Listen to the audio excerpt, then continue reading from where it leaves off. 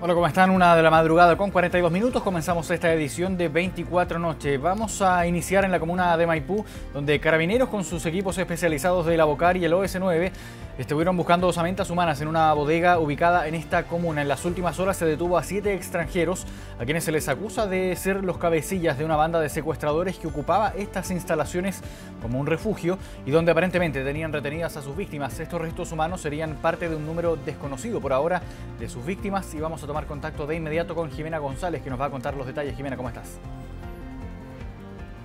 Hola, ¿cómo están? Muy buenas noches. Claro, justamente acá en el camino Rinconada de la comuna de Maipú se realizaron distintos operativos desde muy temprano, desde las 7 de la mañana en esta bodega donde se encontró osamenta humana, un lugar que era utilizado para torturar, también para cometer distintos delitos como homicidio y también para retener personas. Todo esto comenzó en una investigación que está siendo liderada por el fiscal de alta complejidad Héctor Barros, quien justamente nos contaba que detuvieron a 7 personas ligadas directamente con el tren de Aragua, con mafias que prestaban dinero. Un lugar, como les decía, en esta bodega acá en Camino Rinconada, donde se han cometido distintos homicidios. Recordemos que el día de ayer vimos bastantes imágenes escabrosas donde arrojaron un cuerpo en la sequía. Déjenme contarles que es muy cerca de esta bodega donde justamente el OS9 y la Bocar realizaron operativos y donde justamente se encontró osamenta humana. Un lugar donde viven personas, pero también hay bastantes empresas y lugares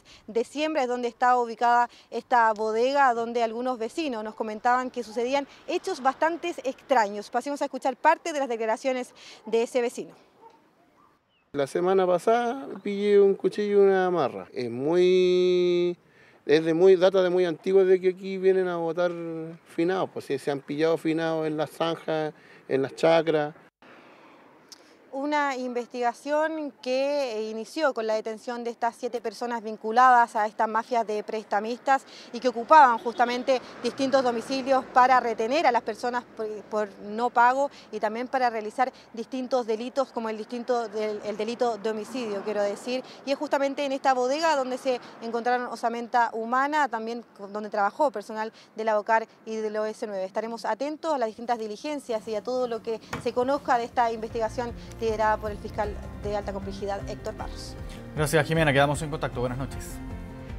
Vamos ahora a otro punto de la capital. Jan Yaquetti tiene el informe policial de esta madrugada. ¿Cómo estás, Jan? Buenas noches. Hola Marco, buenas noches. Comenzamos con la información policial que ha estado ocurriendo durante toda esta jornada. Comenzamos en la comuna de Maipú porque allí fue acribillada una persona que trabajaba como administrador de un local de sushi. Esto se ubica en la caletera de Avenida Américo Vespucio, frente al Mall Arauco Maipú, el local que están viendo en pantalla, o al menos estas son las cámaras de seguridad.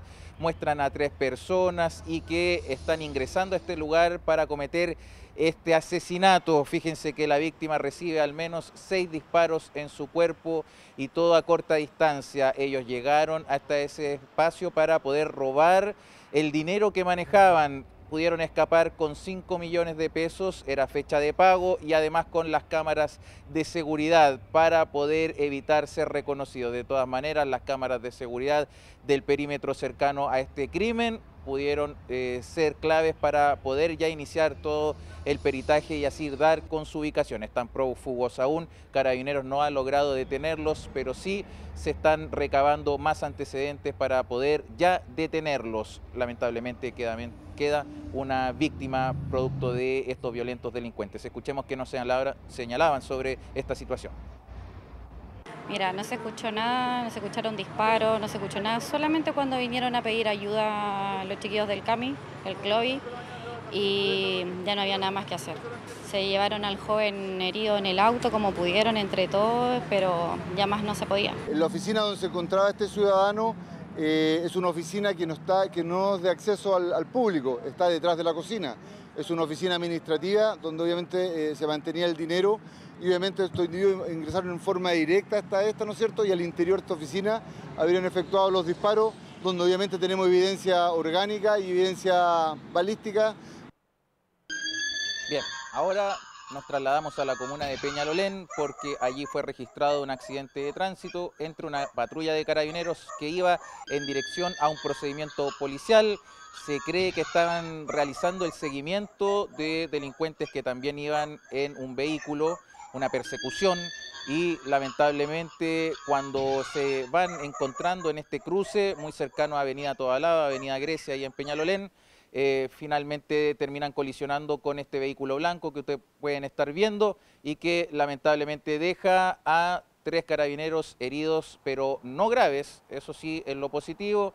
Ellos quedaron con lesiones de menor gravedad y también el copiloto del vehículo blanco que resulta con lesiones leves. El conductor también terminó policontuso, pero ninguno de mayor gravedad. Escuchemos qué nos señalaban sobre esta situación. Sí, nosotros veníamos con mi amigo doblando por ahí por Caburga, por el pasaje Caburga, entrando al retorno. Entonces a nosotros nos dio luz verde y Carabineros venía con la baliza encendida, pero yo no logré identificar de qué calle venían. Entonces después cuando me di cuenta que venían por la vía exclusiva, ya el vehículo lo tenía encima y ellos pasaron en roja y me impactaron el vehículo. Marco, la CIA de Carabineros está tratando también de dilucidar qué fue lo que ocurrió, aunque las imágenes hablan por sí solas, de hecho, en este caso, y eso sí tiene que haber una investigación para determinar el grado de responsabilidad de tanto quienes iban en la patrulla como también en el vehículo particular. John Giachetti, muchas gracias por este contacto, que estés bien, buenas noches. Un abrazo. Vamos a otras informaciones. La Fiscalía no se guardó nada y durante la jornada de este miércoles acusó que el escándalo que protagoniza Katy Barriga representa uno de los fraudes más cuantiosos de la historia municipal de nuestro país. En la audiencia, el Ministerio Público dio a conocer matonescos audios de funcionarios de esa administración y reveló un supuesto rol que Joaquín Lavín, marido de la ex jefa comunal, habría ejercido en el municipio. Este jueves, Katy Barriga podría quedar en prisión preventiva. Podríamos decir que se trata de 55 fraudes de democracia viva, 28 fraudes de Vitacura, 20 de Algarrobo e incluso 914 veces lo defraudado por la exalcaldesa Karen Rojo. Por lo tanto, no cabe duda de que nos encontramos frente a uno de los fraudes más cuantiosos que se ha conocido en la historia municipal de nuestro país. La frase insignia de su cuestionada administración, la que registra, según la indagatoria, un déficit superior a los 30.000 millones de pesos. No hay un hecho similar, dijo la Fiscalía en el segundo día de su formalización. No respetó los límites, agregaron los persecutores que aseguraron que la exalcaldesa Katy Barriga, entre muchas irregularidades, solo buscó exaltar su figura. Sin embargo, tenía un fin en particular, que era enaltecer una gestión y que era enaltecer no al municipio de Maipú, sino que la imagen de la imputada Katy Barriga. Objetivo por el que habría modificado órganos y flexibilizado instancias de control, accediendo a un mayor presupuesto. Mecanismo que a la vez, según la Fiscalía, permitió a su círculo cercano utilizar millonarios montos para diversas actividades e iniciativas. Ninguna contemplada en los presupuestos anuales aprobados por el Consejo Municipal. Algunas de las decisiones de Barriga tuvieron como ejemplo las administraciones alcaldicias de cuestionados municipios como el que lideró Felipe Guevara y Raúl Torrealba. ¿Qué nos contesta el señor Felipe Contreras? Este decreto es copia del que tenía Loanechea, y otras municipalidades, como Vitacura también. Yo le di la idea. La final era primero delegar las firmas para que el alcalde no esté firmando todo y hacer más eficiente. El mecanismo denunciado según la indagatoria permitió la realización de megafestivales, la implementación de una criticada granja alimentaria e incluso la pintura dorada de un vehículo municipal. Gastos que habrían provocado la endeudada bola de nieve que se habría intentado ocultar, como reveló un audio del entonces director jurídico del municipio en junio de 2020. Yo también intento responder lo más escueto posible. Y no escriba cosas, por ejemplo, decir hablar de déficit, hablar de ilegal, porque son cosas que nosotros de verdad no vemos. Y si la jefa le escribe, le responde de manera más corta, usted también, porque eso quiere decir que es mejor hablarlo en persona. Otra instrucción, jamás mencionar la palabra deuda, mucho menos déficit, lo que debía ser ocultado en presupuestos modificados. Si algún concejal decidía denunciar, como se reveló en un chat de WhatsApp con directores de varios servicios del municipio, debía ser amedrentado de inmediato en redes sociales. Hagámonos todo un Twitter falso, ocupen cualquier Twitter de alguien desconocido, weón, Ramos mentiroso, Ramos curado, Ramos drogado, inventémosle weá. Da lo mismo, puta, el donoso infiel, weón, te comía a tus secretarias, la guerra sucia nomás. por Twitter, nadie sabe quién es, así lo hacen los haters. Jornada de acusaciones que también involucró a su marido Joaquín Lavín, diputado que supuestamente habría tenido importante injerencia en las decisiones municipales. Por esto, en el Congreso, fue enviado a la Comisión de Ética. El mismo Joaquín Lavín lo llamaba y le pedía explicaciones de que por qué no se podían hacer estos eventos, ¿no es cierto?, que estaban contemplados, digamos, en la gestión de la alcaldesa. Entre los montos cuestionados destacan los casi 55 millones de pesos para la compra de 30.000 peluches con la imagen corporativa del municipio y los más de 18 millones en collares Swarovski entregados a ministros, al exalcalde Felipe Guevara, la modelo Marlene Olivarí o la diputada comunista Carmen Hetz, quien lo devolvió tras recibirlo en su cumpleaños. Compra que es completamente improcedente, por cierto, y que se hace a un título prácticamente personal, porque no se ha prestado ningún servicio. Y en ese contexto se trata de decir, ¿pero qué tiene que ver ella con Carmen Hetz si no empleada de la municipalidad? Sí, pero ella es diputada del distrito. Entonces, una especie de reconocimiento a la autoridad se le entrega. Otro monto cuestionado, los 110 millones que recibió la denominada periodista fantasma Andrea Monsalve. Casi 50 licencias médicas presentó en 3 años, luego que Katy Barriga le diera una cachetada. Y es por esa razón que ella después es trasladada a la DIPRESEC, es destinada o enviada a un psiquiatra, le dice, no tengo nada, no tengo con quién conseguirme otra licencia, si no estoy enferma. Nuevos antecedentes en una nueva jornada de formalización en la que se pudo conocer la defensa de Katy Barriga. ¿Estás tranquila, Katy? ¿Cómo no voy a estar tranquila? Que no ha hecho nada, no tiene miedo a nada. Este jueves finalmente surgirá una definición. El Ministerio Público asegura que existen antecedentes suficientes para que se decrete la medida más gravosa, lo que provocaría que Katy Barriga preventivamente termine tras las rejas.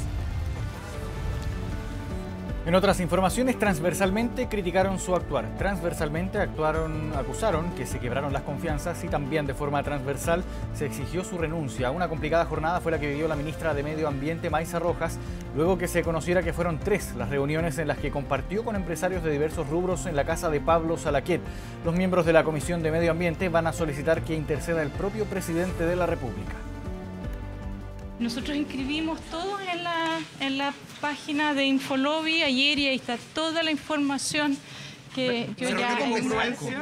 El problema es que lo inscrito reveló más información de la que hasta hoy se conocía, porque no fue una, tampoco 2, sino que 3 las reuniones con empresarios en la casa del lobista Pablo Salaquet. Una de ellas no provocó molestia, sino que indignación transversal en la Comisión de Medio Ambiente, tanta que generó gran tensión e inmediatas consecuencias. La confianza es como una copa de cristal, que una pequeña rayita hace que pierda el valor. Créame que las confianzas no se resuelven simplemente con una buena discusión hoy día. Quiere continuar el día de hoy con esta tramitación como si aquí no pasa absolutamente nada. Hay que generar las condiciones para dar garantía de que lo que se tramita no sea como la ley Longueira. Y yo veo complejo que continuemos esta discusión legislativa. En forma unánime, como pocas veces visto, la comisión dejó de sesionar por la presencia de la ministra, un todos contra Maysa Rojas por la 3ª reunión de la discordia, cita que al ser registrada en la plataforma de lobby reveló que en ella participaron representantes de la industria salmonera, minera e inmobiliaria, Blumar, Antofagasta Minerals, Colbún y miembros de CMPC, reunión desconocida en Lo Barnechea, que también incluyó a directivos de Besalco, la empresa responsable del ya famoso edificio Kandinsky, ese que hoy permanece al borde de un socavón en las dunas de Concón. En un contexto de crítica a un ministerio del medio ambiente y a una ministra del medio ambiente en particular poco dialogante, había una necesidad de tender puentes y esa fue la razón por la cual estuvimos allí. Justamente eso le quería Muchísimas gracias, así que estoy... La comisión no transparente. Después de 3 audiencias, ¿usted no sospechó que Salaquet podía ser un lobista? ¿No sospechó que podía ser un lobista después de 3 reuniones en su casa, ministra? Muchas gracias, ya respondí. Retirada tras una de las sesiones más complejas de la ministra, que perdió la confianza de la instancia, el hecho que provocó que sus integrantes solicitaran una reunión con el presidente de la República para, si es posible, recomponer el vínculo que permita tramitar los proyectos de su cartera. Establecer un precedente de esta naturaleza implicaría que parlamentarios que participaron en las mismas reuniones no puedan tampoco participar del trámite legislativo.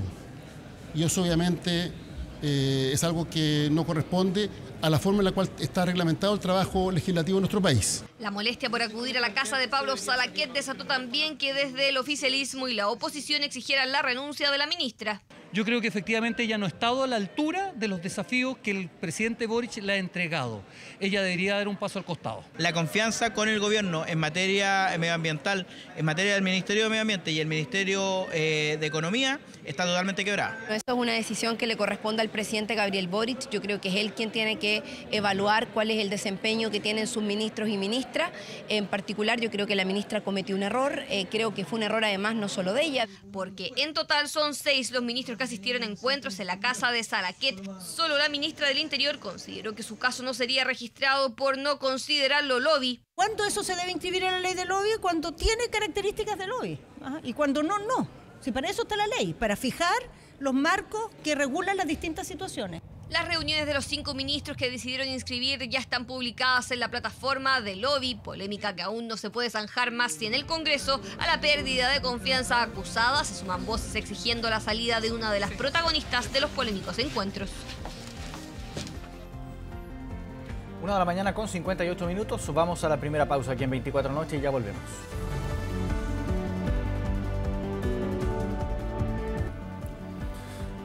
2 de la mañana con 2 minutos, estamos ya de regreso aquí en 24 Noche y esta semana ha sido una semana en que se ha tramitado la ley corta de ISAPRES en el Senado. Ha estado ahí entre comisiones, la Comisión de Salud de hecho despachó a la Comisión de Hacienda esta ley corta presentada por el Ejecutivo, pero sin el artículo que permite el reajuste del precio base de los planes de las aseguradoras. Al respecto conversó Matías del Río con el senador y presidente de la Comisión de Salud del Senado, Juan Luis Castro. Vamos a revisar esa conversación.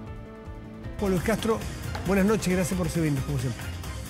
Buenas noches, Matías, gusto saludarle. Igualmente, pues quiero que nos explique qué significa esto y después políticamente por qué tomaron esa decisión de votar, de rechazar esto. Tiene que ver con que después de casi 13 años de judicialización, donde finalmente la gente vio un resultado, porque la Corte Suprema dijo que se le cobró de más a las personas, que el precio, que la tabla de factores, que la prima del auge, estaban todas excedidas en sus cobros y sobre todo en el caso de la tabla de factores por sexo, por edad, desde el 2020 venía con problemas porque había más de 900 tablas en esa época, claro. Hoy día hay una, y por lo tanto hay que devolver. Y además hay que disminuir el precio de los planes por la vía del GES o auge, que solo lo usa 1 de cada 3 personas que están dentro del sistema de ISAPRES. Entonces, la justicia ha funcionado. Uno podrá discrepar si el fallo le gusta o no, si lo considerando, en fin, pero finalmente ha fallado a favor de las personas. ¿Cuál es nuestro problema? ¿Por qué rechazamos ayer? Porque claramente no puede ocurrir que cuando en un sistema que queremos que subsista, no que colapse, no puede traspasarse ese desfinanciamiento que existe, que es real, a las personas por la vía del aumento de precio. Así de simple. O sea, es bastante absurdo y ridículo, Matías, que una persona tenga que pagar hasta un 41% de reajuste de su precio del plan de salud durante este año para que le puedan devolver el dinero que desde el año 2020 hasta ahora, por las tablas de factores, correspondía según la justicia que suena, como usted lo plantea, pasar senador, de un bolsillo a otro bolsillo, eso le iba a decir, sin tener ninguna lógica, que uno pague más para que le devuelvan algo en 10 años, eventualmente, cuando la lógica del sistema, la verdad, es una lógica que ha fracasado desde el punto de vista del modelo de negocio. Suena absurdo, como dice usted, y no es adecuado que uno esté calificando, pero suena absurdo. Pague usted más para que yo le pueda pagar lo que le debo. Así suena como lo explica usted, que es el experto. Pero hace un buen rato venimos escuchando todos los expertos y es bien técnico, difícil este tema, pero de las cosas que nos hemos ya enterado mucho, si hay cierto consenso en que el sistema no puede caerse en una de sus partes porque podría colapsar el todo. Entonces, si no pueden las ISAPRES mover ninguna de las piezas para poder subsistir y ustedes rechazan esta alza, por absurda que usted la plantee, ¿cómo van a subsistir las ISAPRES? Que si caen las ISAPRES, caen los prestadores. Si caen los prestadores, se produce un colapso del sistema general. Hay varios mecanismos de por medio. Uno lo ha planteado la oposición, que tiene que ver con la mutualización o acotamiento de alguna manera de la deuda. Es decir, cómo se hace que la gente que producto de estos fallos judiciales debía pagar menos, pero otros debían pagar más. Ojo con esto, porque la Suprema finalmente dijo que nadie podía pagar más. Y la lógica del sistema durante 40 años prácticamente ha sido que se correlacionan. O sea, los que tienen más siniestralidad o más carga de enfermedad tienen que recibir de aquellos más jóvenes, más sanos, ¿verdad?, con mejor ingreso. Eso fue desvirtuado en el fallo de la Corte. Y por lo tanto se ha planteado, y de hecho el Comité Técnico de nuestra Comisión de Salud planteó esa alternativa. Eso hasta el momento no ha tenido viabilidad en las votaciones, pero esto está partiendo.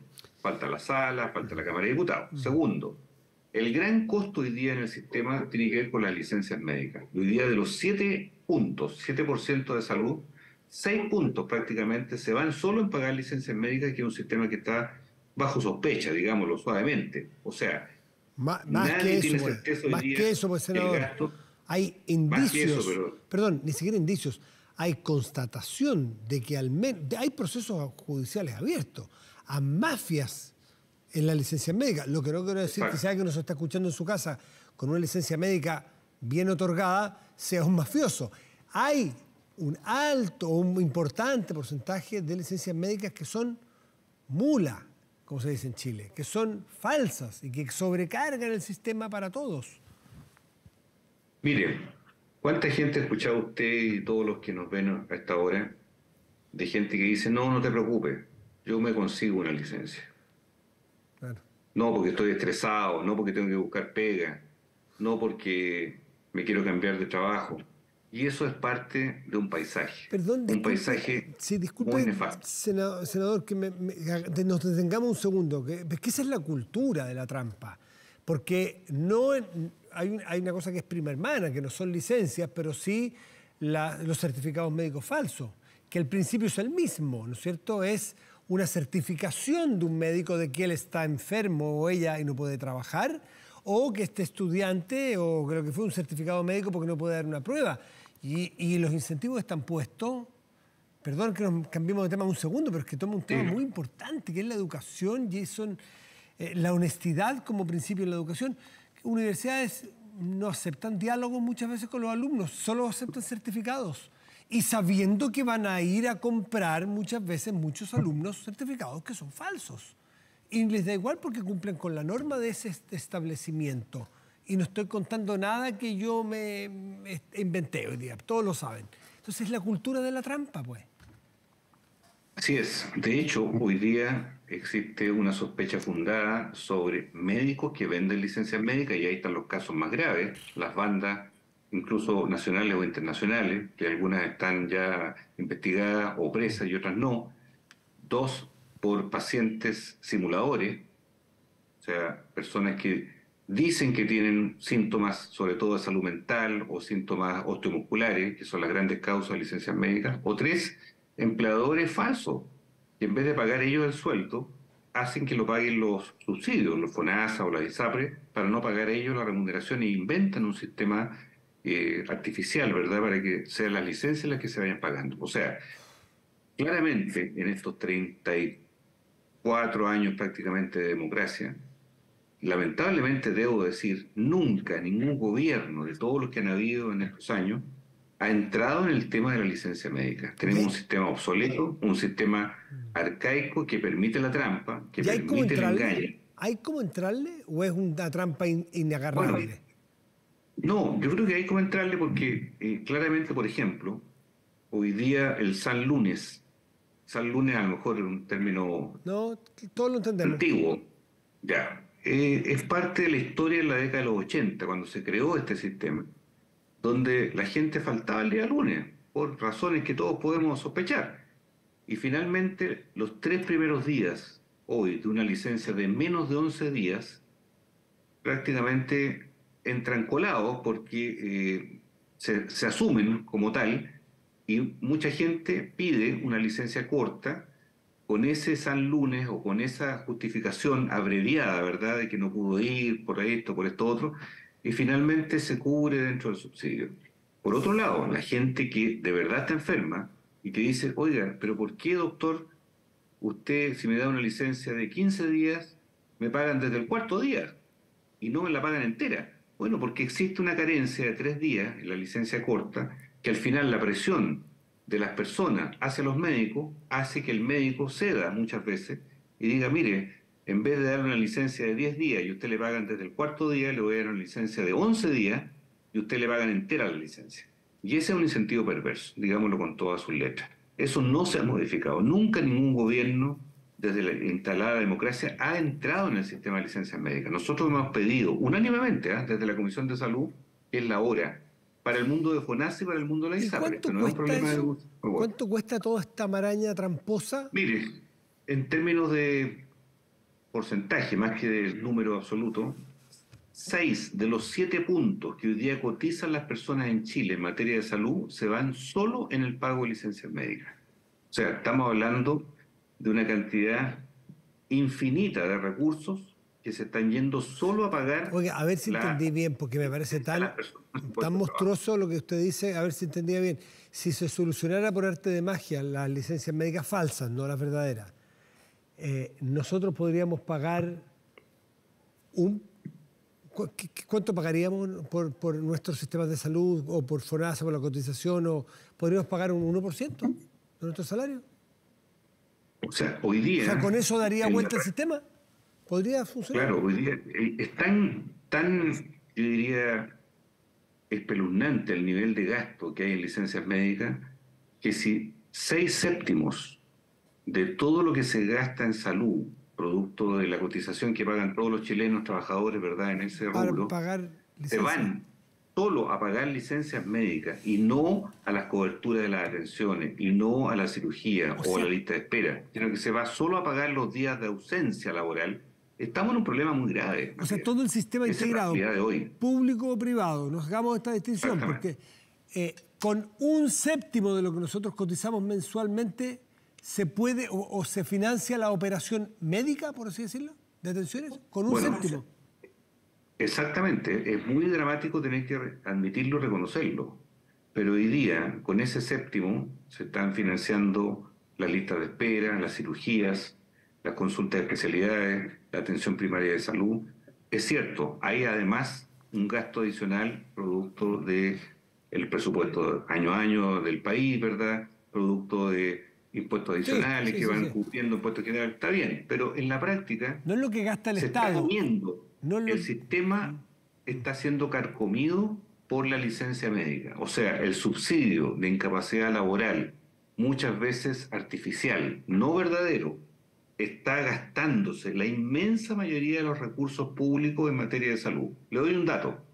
Hoy día en el mundo hospitalario, el 40% prácticamente de la dotación tiene niveles de ausentismo laboral por la vía de la licencia médica en el mundo de la salud. O sea, trabajadores de la salud, que yo no voy a poner en duda que sean licencias verídicas o no, pero en la práctica los niveles de ausentismo en el mundo de la salud son tan elevados y uno podrá buscar todas las causas posibles y las va a encontrar. No, pero que la sobre constatación, todos los otros niveles, ¿cuántos sobre días todos en los otros promedio? niveles de la industria, sobre los niveles del Estado, pero finalmente aparece un gasto desmesurado en el mismo personal de la salud, que hoy día está haciendo uso en un 40% de licencias médicas. Esto es dramático. Me contaban el otro día, aprovecho de preguntárselo a ver si es mito o es verdad, que en promedio los funcionarios de la salud en Chile tienen entre 30 y 40 días de licencia al año, es decir, equivalente o más que las vacaciones, porque aparte, o sea, 30 días de vacaciones y tienen en promedio, entre 30 y 40 días al año de licencia. Así es. Son cifras realmente desmesuradas, desproporcionadas y que hablan de que en el mundo de la salud, con todo lo que ha significado ser esta primera línea, como se reconoció en la pandemia, del mundo de la salud, de las enfermeras, de los médicos que están en el mundo público y que son todos valorables, sin embargo, hay culturas, hay distorsiones que claramente tienen que cambiar, tienen que transformarse, porque no puede haber, como se descubrió en el Sótero del Río, en una auditoría hace pocos días atrás, que haya familiares de funcionarios que los ponen antes de la lista de espera para ser operados. ¿Por qué?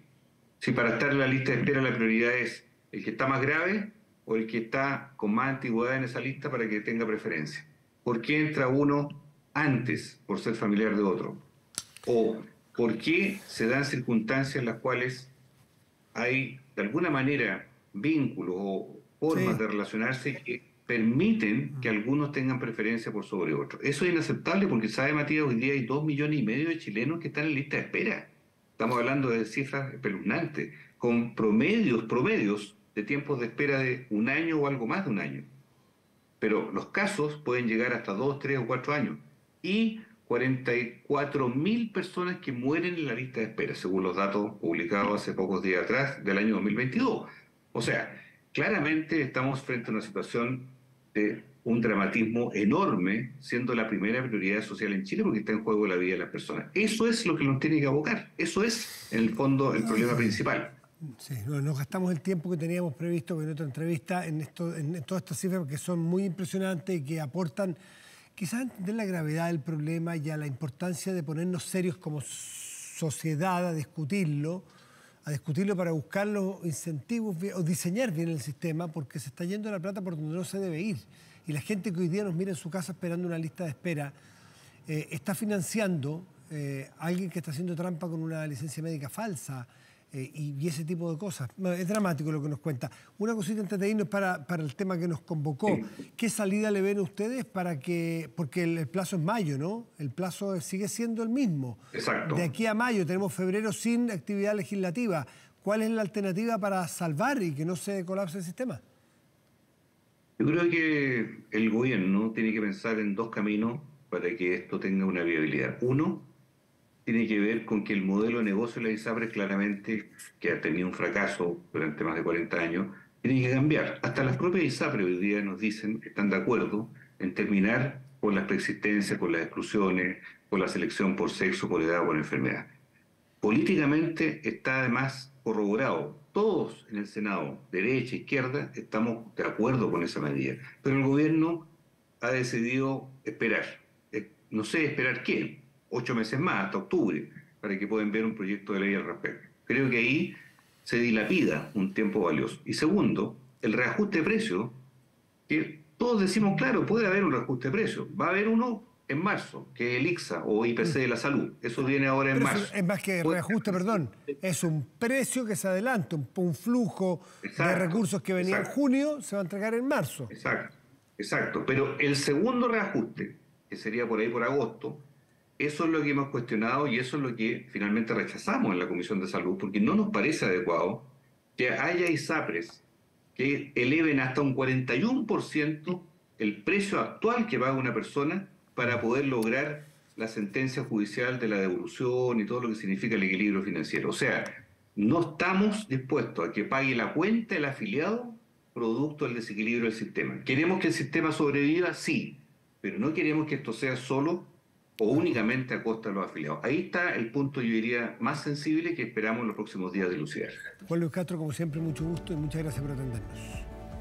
Hasta pronto, Matías. Muy amable.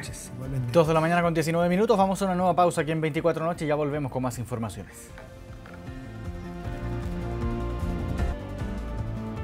2 de la madrugada con 25 minutos, ya estamos nuevamente de regreso aquí en 24 Noche y vamos con información relativa al Festival de la Canción de Viña del Mar. La comisión organizadora de este evento acordó mantener en la parrilla al artista mexicano Peso Pluma, una decisión que fue adoptada tras una reunión que se realizó ahí en la Ciudad Jardín para conversar sobre la solicitud del directorio de TVN que pedía cancelar la participación del cantante y compositor azteca, en la que participó la alcaldesa Macarena Ripamonti, también el Consejo Municipal, además de representantes de Canal 13 y TVN, que son los canales organizadores.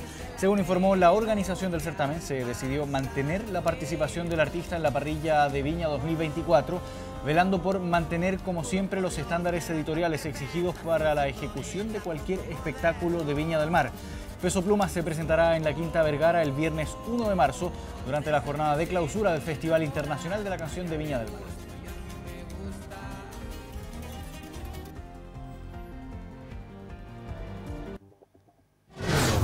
Internacional.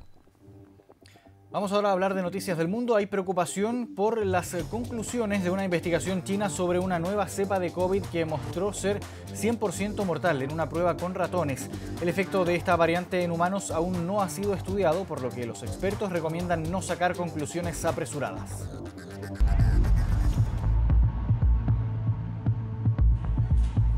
4 años desde que la pandemia del coronavirus irrumpiera y alterara por completo la normalidad que conocíamos, las diversas variantes del COVID son aún materia de amplio interés científico. Este 2024, de hecho, comenzó con los resultados de un grupo de investigadores chinos que alertan sobre el llamado coronavirus pangolín, un virus similar al SARS-CoV-2 que mostró ser 100% mortal en una prueba con ratones. Es razonable que se siga, se trate de mapear, ¿no es cierto?, a todos los SARS-CoV. Son un nuevo tipo de virus y que hay que estudiarlo. Hay cosas que hay que aclarar. La primera no es que estén creando virus.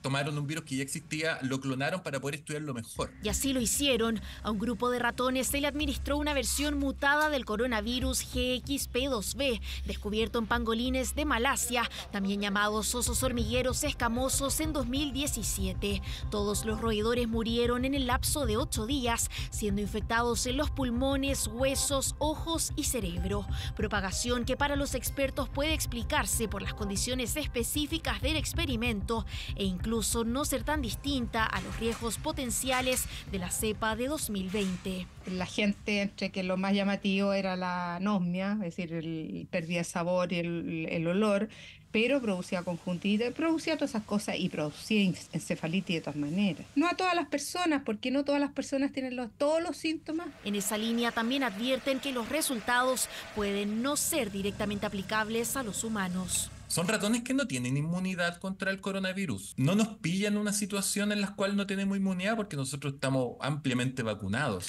De hecho, considerando la similitud entre las cepas, estiman probable que exista algún cruce entre ambas y por ende cierto grado de protección. Ello en todo caso aún es terreno incierto para los investigadores del gigante asiático. Su propósito investigativo va para abrir la puerta para seguir investigando estas interrogantes que yo te digo. Si este virus saltara desde el pangolín hacia humano, si pudiera hacer eso, y eventualmente pueden ocurrir esas cosas, lo vimos desde los murciélagos, probablemente pasó a humanos, lo mismo pasa con la influenza, que desde aves también puede saltar al humano. De ahí entonces dice la relevancia de estas nuevas investigaciones que permiten poner el foco en ciertas variantes más infecciosas que otras a modo de evitar el traspaso hacia humanos y evaluar también cómo avanzamos en políticas de inmunidad. Y es que como aprendimos con la última pandemia, vale la pena seguir estando alerta. Avanzamos a otras informaciones. El fiscal ecuatoriano que investigaba la reciente toma armada del canal de televisión TC fue asesinado en Guayaquil. Se trata de César Suárez, quien recibió disparos en su cabeza cuando se encontraba al interior de su auto en el norte de la ciudad. Suárez trabajó en la Unidad Nacional Especializada de Investigación contra la Delincuencia Organizada Transnacional, además de investigar casos antinarcóticos, de terrorismo y delincuencia organizada.